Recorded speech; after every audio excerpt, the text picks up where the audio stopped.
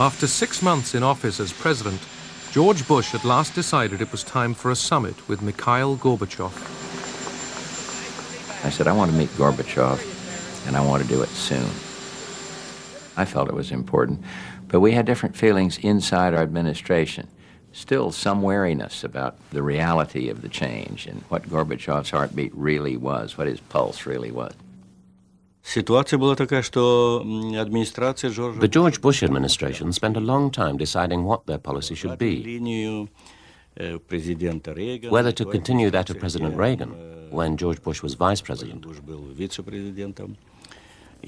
or to make a change. Bush and Gorbachev would meet to try to end the Cold War.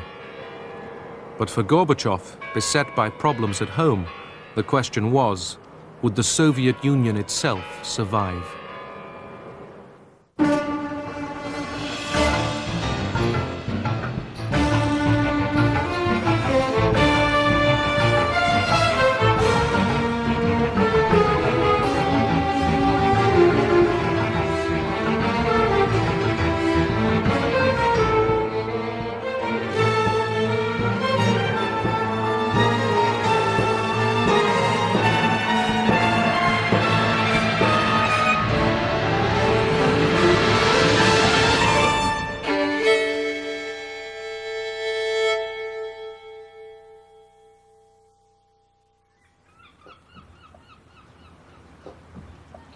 It took time to fix a venue for the summit, but finally, Gorbachev and Bush agreed to meet in the Mediterranean on board ship.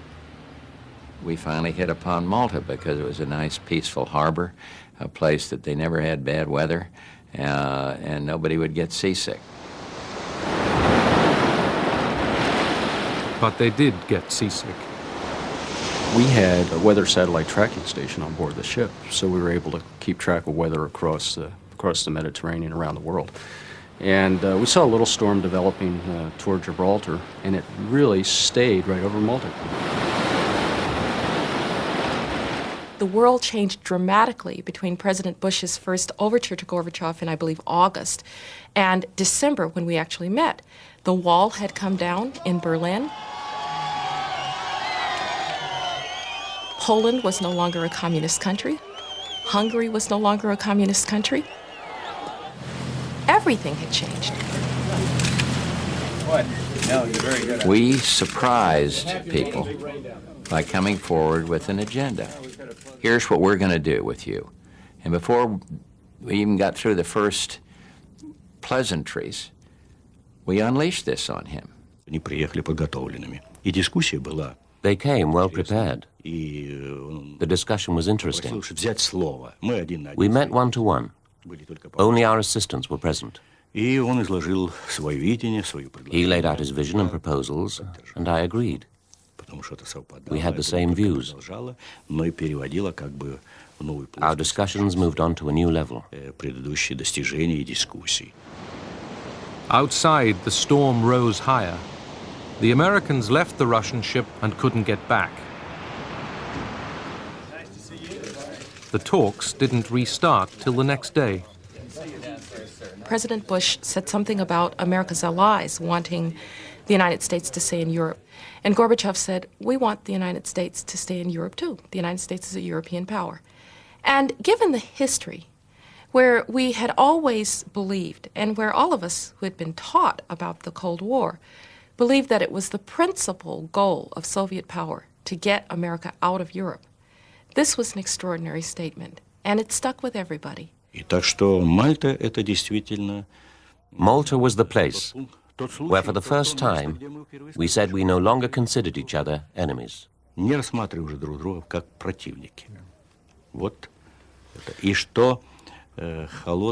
Sentence was passed on the Cold War. Leaving Malta, Gorbachev now had to face grave difficulties within the USSR. Beyond its borders, he could accept change.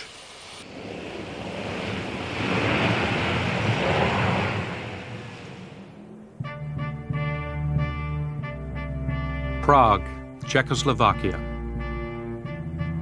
The Communist Party was still in power. On November the 19th, Civic Forum, an opposition group, was formed. Among them, the playwright Václav Havel. They met in the Magic Lantern Theatre, underground. Society was already pregnant with problems. It was clear that sooner or later the regime would collapse, but nobody knew exactly when or how. In this sort of situation, a snowball can start an avalanche.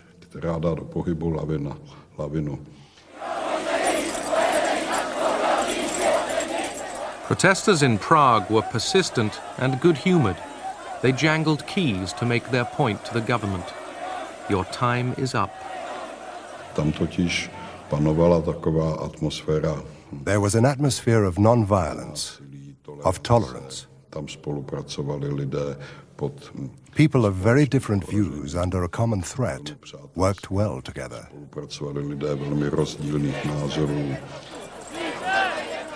It worked. A sekretariátu UVKSČ dávají své funkce k dispozici.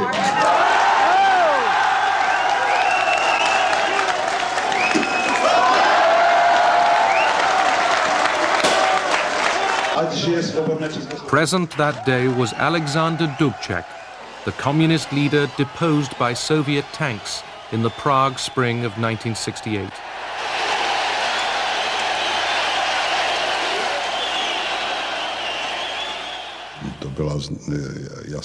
It was a clear sign that the regime was starting to give up.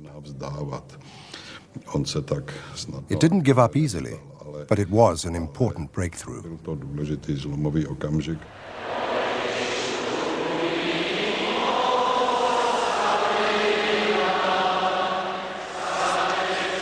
As people found their voices, Czechoslovakia was finding democracy again.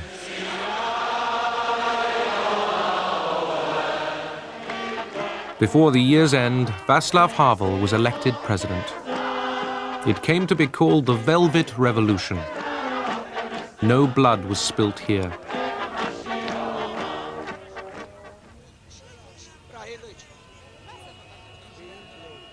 Timișoara, Romania.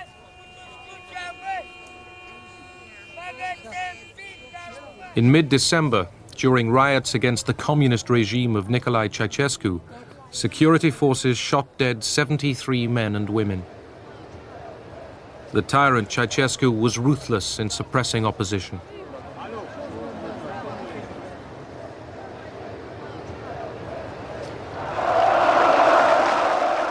In Bucharest, on December the 21st, the Romanian government staged a pro-Ceausescu rally. These workers were sent here to cheer him.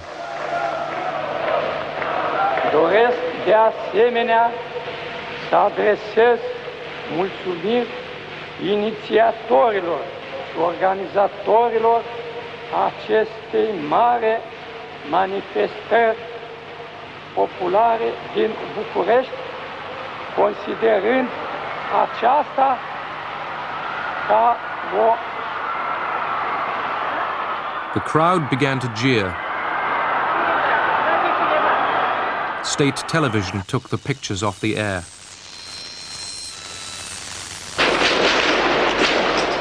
It was too late. There was fighting throughout the night.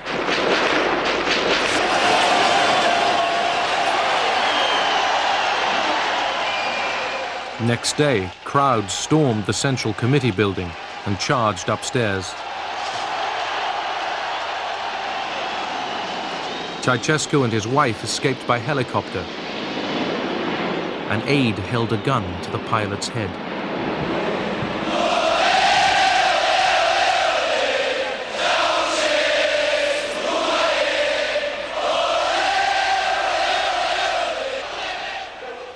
It was important to call on the whole population of Romania to get out on the streets so that they could paralyze the country.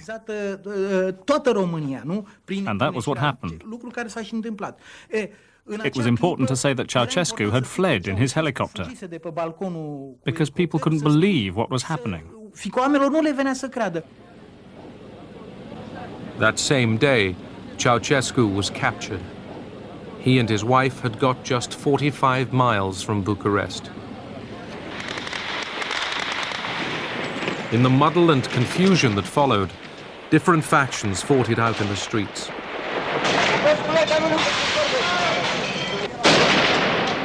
Nearly 1,000 were killed.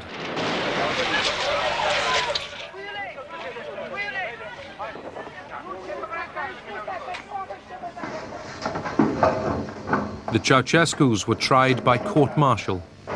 Unanimitate de voturi pe inculpații Ceausescu Nicolae și Ceausescu Elena la pedeapsa capitală și confiscarea totală a averii pentru săvârșirea infracțiunilor de genocid prevăzut de art 357 alineatul 1 litera C cod penal. Nu despați de acolo. Nu e voie să le legați. Nu, de acolo. Stați la joc, băieți, nu mă legați, mă, e rușine. E rușine, m-am crescut. Ca o mamă. Stați la un loc, mă. Ce asta? Rupeți mâna, dați-mi drumul la mână. Dați-mi drumul. Sentence was carried out.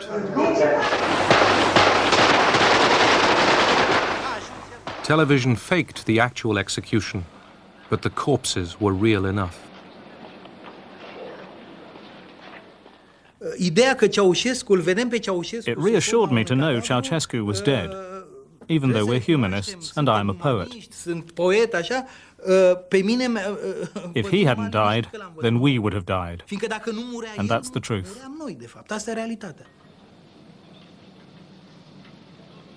The executioners took care their victim could be recognized.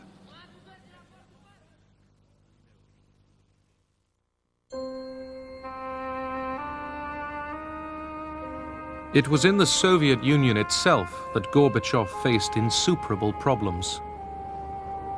He could allow freedom to the satellites, but would he allow it to the Soviet republics? There were 15 separate republics. Most wanted independence. The Soviet Communist Party was losing control. Goods in the shops were scarce. We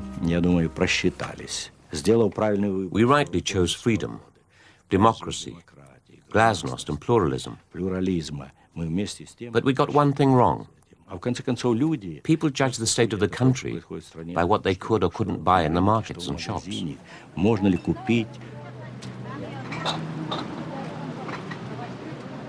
Many older people found the pace of change upsetting.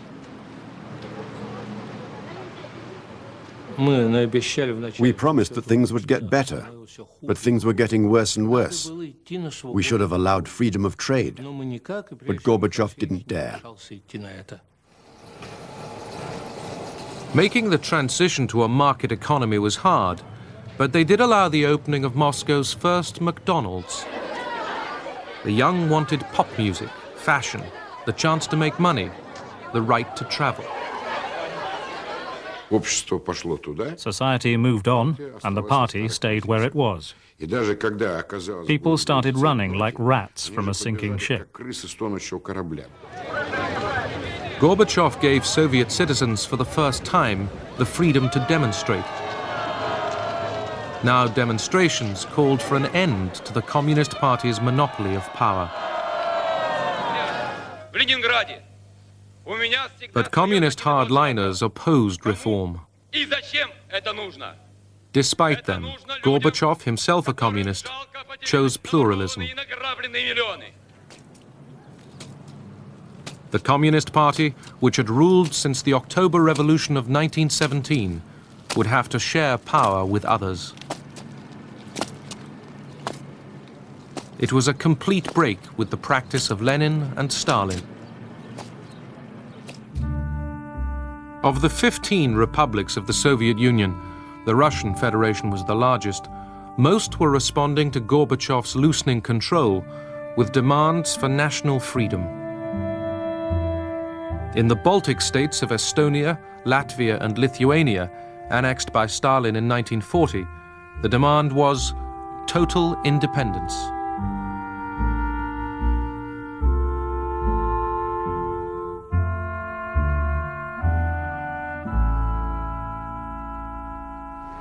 In January 1990, Gorbachev had gone to Vilnius, the capital of Lithuania, to argue that the Soviet Union must not be broken up. Перестройка, с одной стороны, вот она открыла возможности через демократию, гласность, через признание реальностей. А реальность — это то, что мы многонациональное государство, и мы должны считаться с народами. Это не Америка. Despite Gorbachev, the other Baltic states, Estonia and Latvia, followed Lithuania's lead and also demanded independence.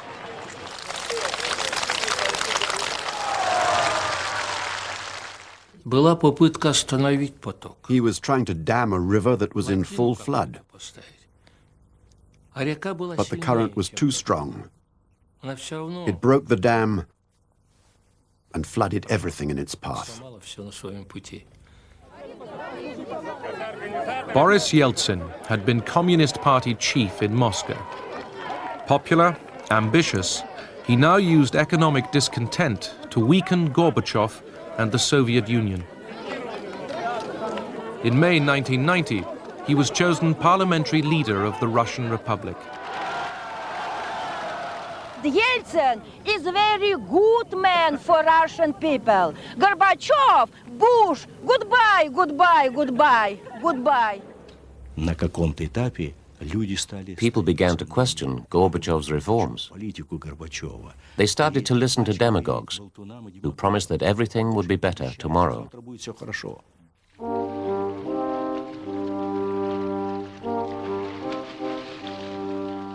Yeltsin's struggle with Gorbachev was out in the open.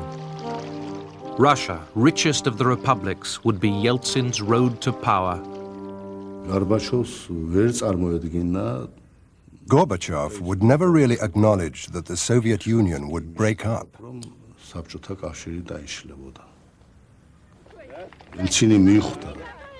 Yeltsin recognized that it was inevitable. And he was one of the first to take the initiative, saying that Russia should declare its sovereignty and independence. Indeed, that's how he actually urged the other republics to become independent.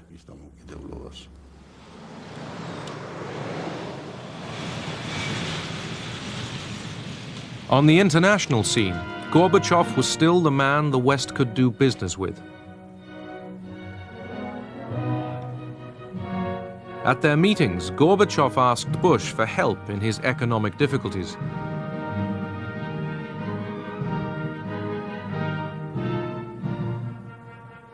Bush warned Gorbachev not to use violence if the Baltic states pushed for independence.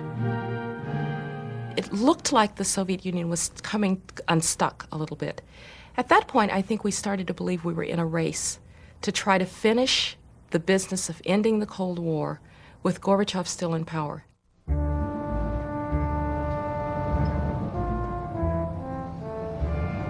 The Red Army was pulling out of an Eastern Europe it had dominated for decades.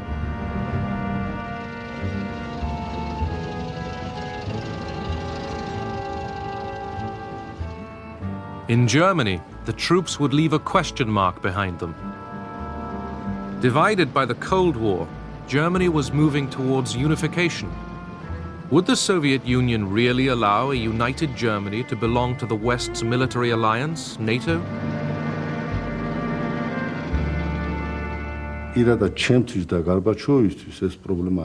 Personally, for Gorbachev and for me, it wasn't a problem. But it was a problem for Soviet society, which had gone through the terrible war with fascist Germany and suffered the death of 20 or 30 million people. They really ended up not having any other alternative. If they really meant what they said about we will not use force to keep the empire together, that meant that a country should be free to choose its own alliances. The West German Chancellor Helmut Kohl undertook to limit Germany's military strength, to pay the Red Army's resettlement costs, not to station nuclear weapons in East Germany. Kohl was ecstatic. Gorbachev had accepted that a united Germany could belong to NATO. We called the agreement between Gorbachev and Kohl VE Day 2 because it really was the end of the Cold War.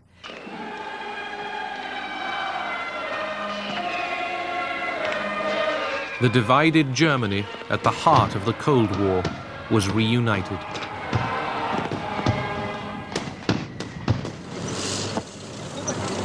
August 2nd, 1990, Iraq invades Kuwait. Iraq was a Soviet ally. In spite of Iraqi-Soviet ties, Secretary of State Baker succeeded in persuading Shevardnadze to a joint condemnation of the invasion.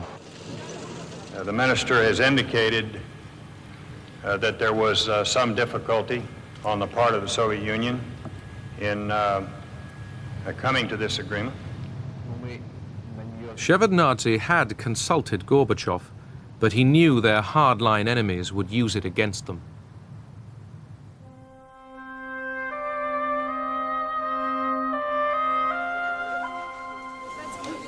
In Moscow, the daily lines for food grew longer. Tempers rose.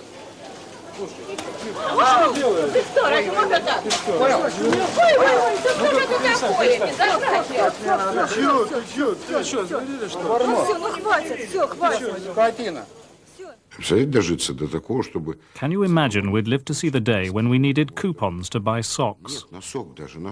There weren't even any socks available. There was nothing on the shelves except out-of-date tins of fish. That was the result of perestroika. When Boris Nikolaevich Yeltsin suggested a new way forward, of course, people supported him.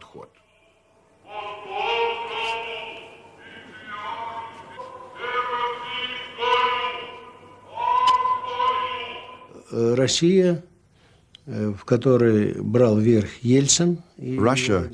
where Yeltsin and his radical Democrats were taking over, had practically declared independence from the Soviet Union.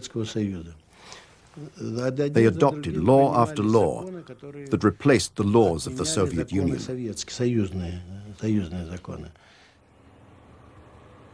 All that winter, Gorbachev was harassed by pressures from each side, for reform and against it.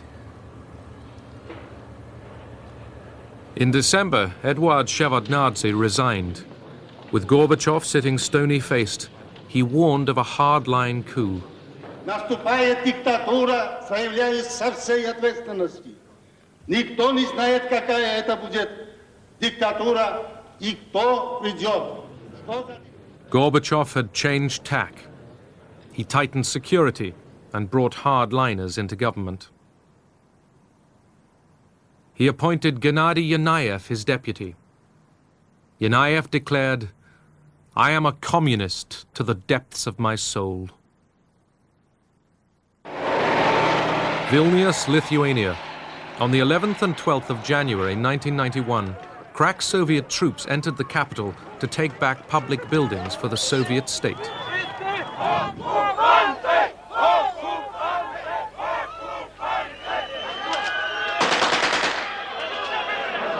Lithuanians flocked to defend their parliament and the radio and television stations.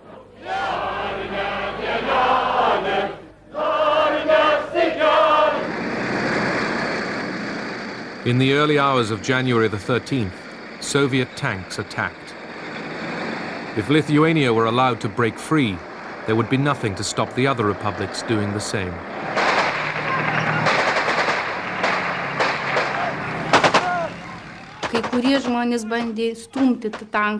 Some people tried to push the tank back with their bare hands.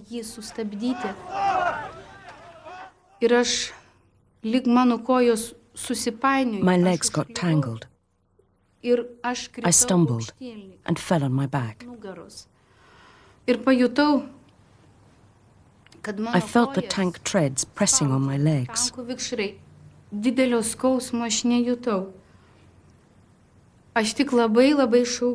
I didn't feel great pain, but I was shouting very loudly with all my strength, "Mama." Loretta's leg was saved. In the fighting, hundreds were injured. 14 were killed.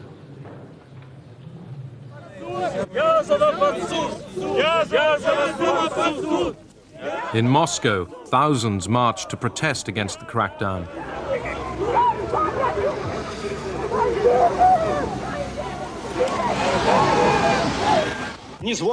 Gorbachev, caught in the middle, defended his government's actions.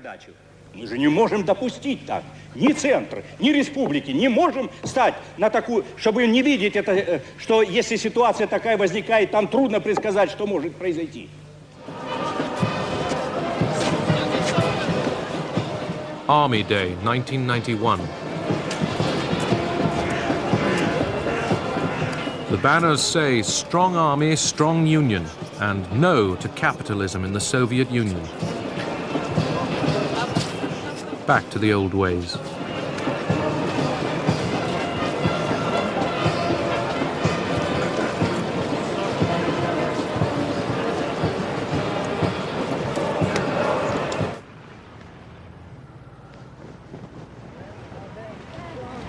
In summer, Gorbachev went to London. As usual, he basked in the welcome he received overseas.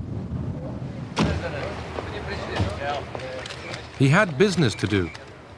At the United States Embassy, he met Bush and agreed the terms of another New Deal on arms limitation.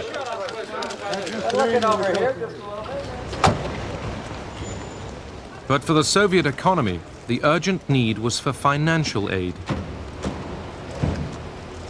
Gorbachev asked the leading capitalist countries for massive loans.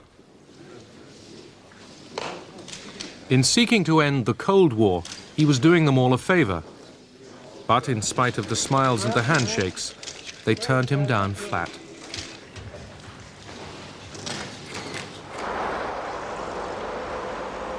In Moscow, his enemies were preparing to move against him. I wrote a letter to Gorbachev, warning him that trouble was brewing. He replied, "Alexander, you overestimate their intelligence and courage." In July, I resigned.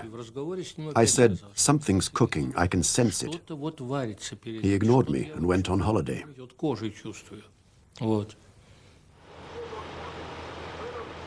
Gorbachev had drafted a new Union treaty, loosening the ties between the Soviet center and the republics. When it was due for signature in August, hardline communists were appalled. Boris Pugo, Dmitry Yazov, Gennady Yanayev, Vladimir Khrushchev. When I read the text for the first time on the 15th of August, I was amazed by the fact that we only had 4 days left to the end of the Soviet Union. On August the 18th, a delegation arrived in the Crimea, where Gorbachev was on holiday. They demanded he declare a state of emergency and hand over power. He refused and was put under house arrest. On August the 19th, Moscow awoke to the sound of tanks and the news that Gorbachev was ill. An emergency committee had taken over.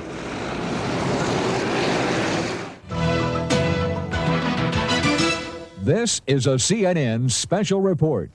Soviet President Mikhail Gorbachev is, according to the official Soviet TASS news agency, out of office at this hour, replaced by his vice president, Gennady Yanayev.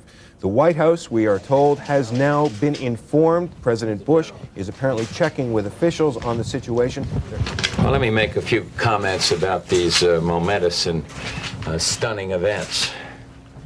While we're still watching the situation unfold, and it still is unfolding, all is not clear, it seems clearer all the time that contrary to official statements out of Moscow, that this move was extra-constitutional.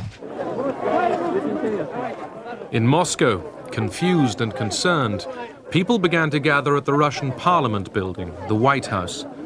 No one knew where or how Gorbachev was, or what was really happening. Boris Yeltsin, Gorbachev's enemy and rival, defended him and the Constitution. Какую вы ожидаете реакцию? Давайте будем держаться твердо. Не пройдет реакция. Реакция не пройдет. Нет.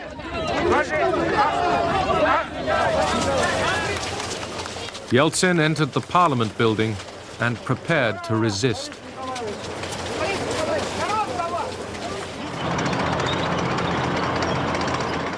The coup had not succeeded in seizing power outright.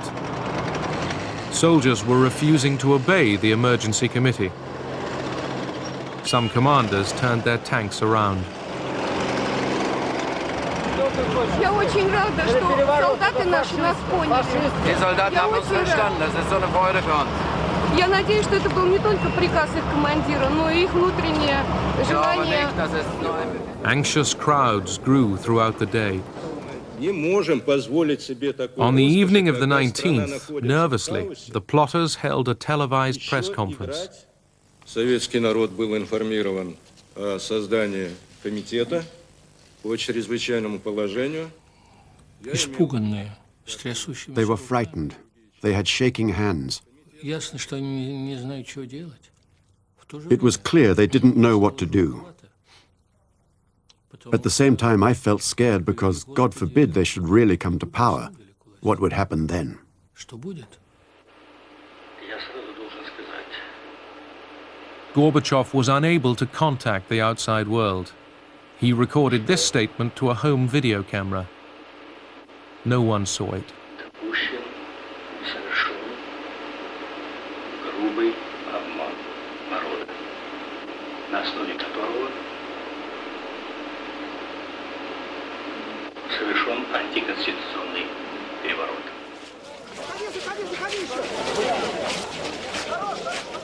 As night fell, fears grew that the emergency committee, increasingly desperate, might order an attack on the White House and its defenders. We were defending a free Russia, and the symbol of free Russia was Yeltsin. We joined hands and waited for the tanks in dead silence.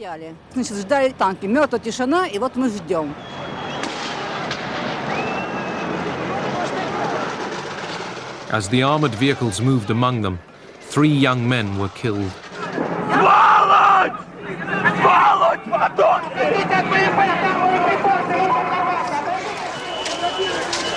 At 3 in the morning, Khrushchev called Yeltsin in the White House and admitted defeat.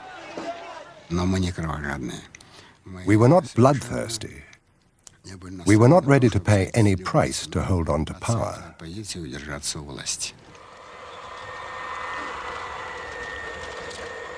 Yeltsin sent a plane to bring Gorbachev back to Moscow. He arrived early on August the 22nd. Все, что мы сделали после 1985 года, уже дало свои реальные плоды. Общество, люди наши стали другими, и это было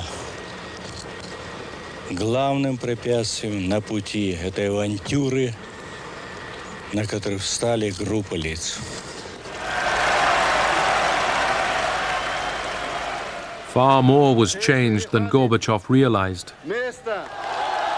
Yeltsin was the victor and was now in command. Сегодня приняло решение объявить государственным флагом России трехцветный флаг.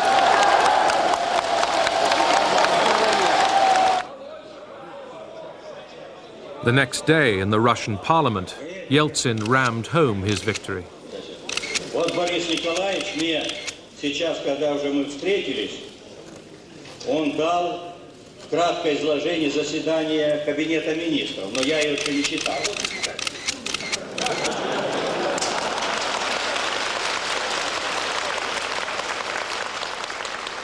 Humiliated by Yeltsin, and at last realizing that the Communist Party of the Soviet Union's role was finished, Gorbachev resigned as General Secretary. As talks on the Union continued, Gorbachev, still president of the USSR, was isolated.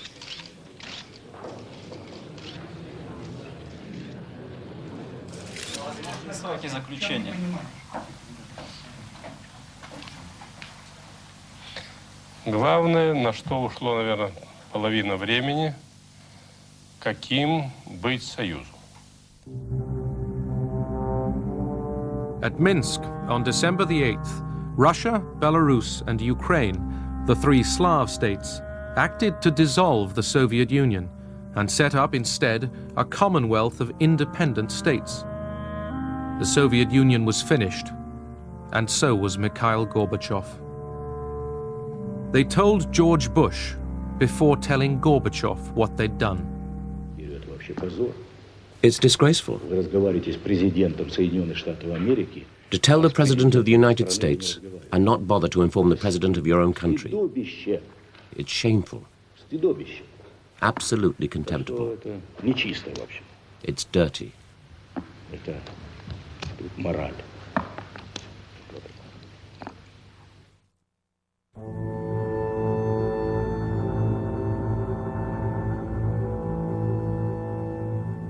For 45 years, the world feared a nuclear apocalypse. It never came.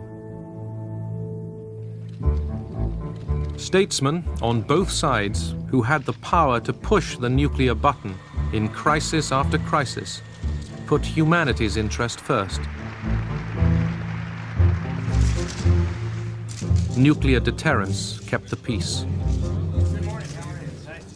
The world is a far safer place now that the Cold War is over.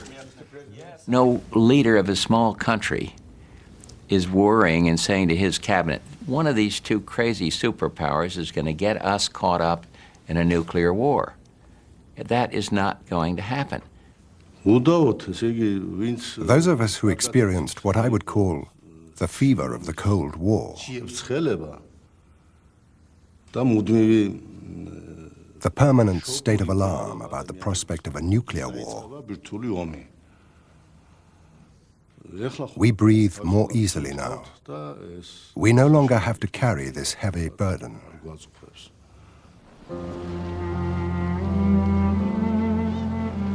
The Cold War ended peaceably, but need it have begun? Could it all have been avoided when East and West were comrades back in 1945? We missed our chance because there were so many suspicions on both sides. The West exaggerated the strength of the Soviet Union. We could not possibly have moved into Europe. We were a devastated country. We'd lost millions of people. I can't imagine any circumstances under which we could have gotten along with Uncle Joe Stalin. I can imagine no circumstances under which we could have worked out our problems with Russia earlier than we did, or in a different way. I've come to the conclusion we did it pretty goddamn well. Millions who might have died in nuclear conflict lived and prospered. But there were costs, human and material, and a price to pay. The manufacture and testing of nuclear weapons left a continuing mark. The legacy of the Cold War really means that the Cold War is still going on.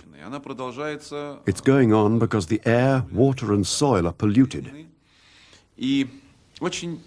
It's very expensive and difficult to overcome this legacy.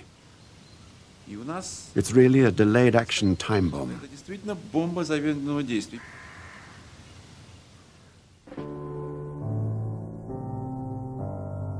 During the Cold War, the United States and the Soviet Union between them spent trillions of dollars on armaments. The United States, borrowing heavily, could afford it. The Soviet Union, in the end, could not.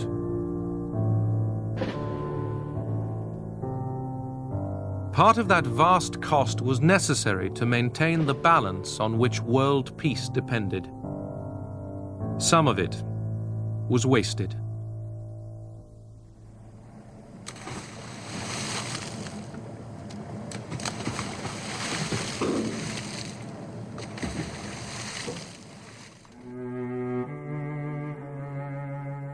There were shooting wars within the Cold War. They took their toll. In Korea, millions died.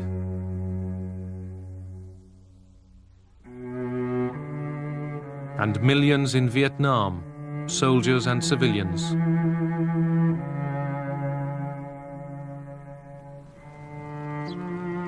Over 1 million died in Afghanistan.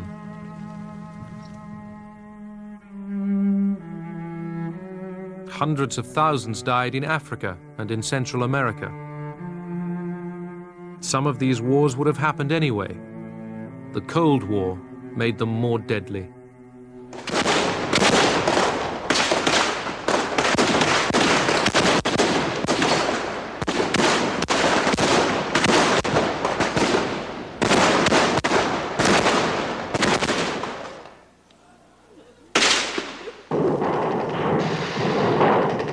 Thousands died in a divided Europe.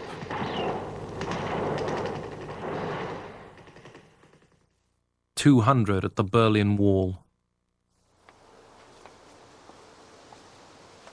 The living mourn the dead. Неправда, и камни говорят даже. Я прихожу сюда на могилу сына и только облегчаю здесь свою боль. Могу успокоиться, поговорить с ним, посоветоваться.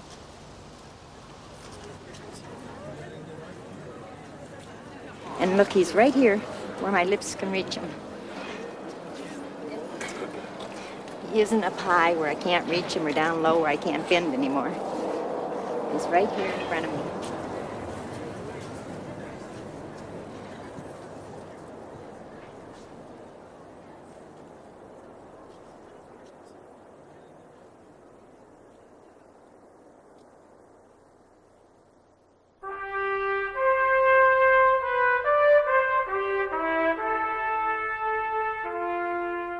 The Cold War was a clash of ideologies. And the big Cold War loser was Marxism-Leninism.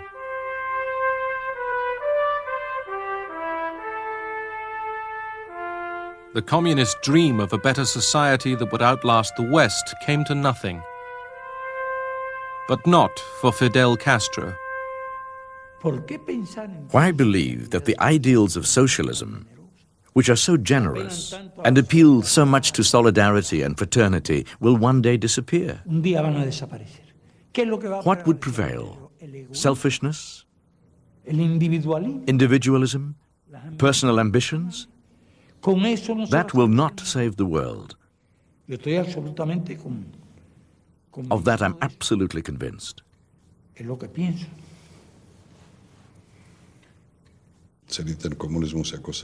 Communism as a system went against life, against man's fundamental needs, against the need for freedom, the need to be enterprising, to associate freely, against the will of the nation.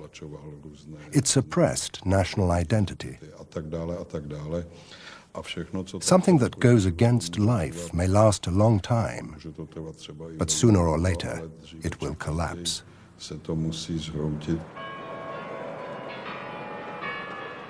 The superpowers had confronted each other relentlessly.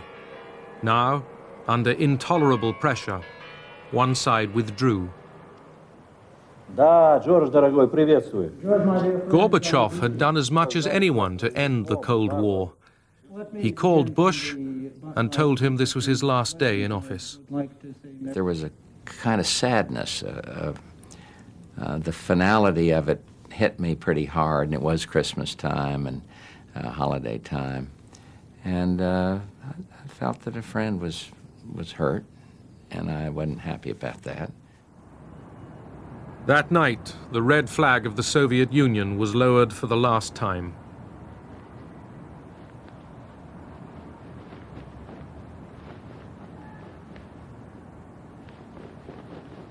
In Washington, Bush made his Christmas broadcast. For over 40 years, the United States led the West in the struggle against communism and the threat it posed to our most precious values. This struggle shaped the lives of all Americans. It forced all nations to live under the specter of nuclear destruction. That confrontation is now over.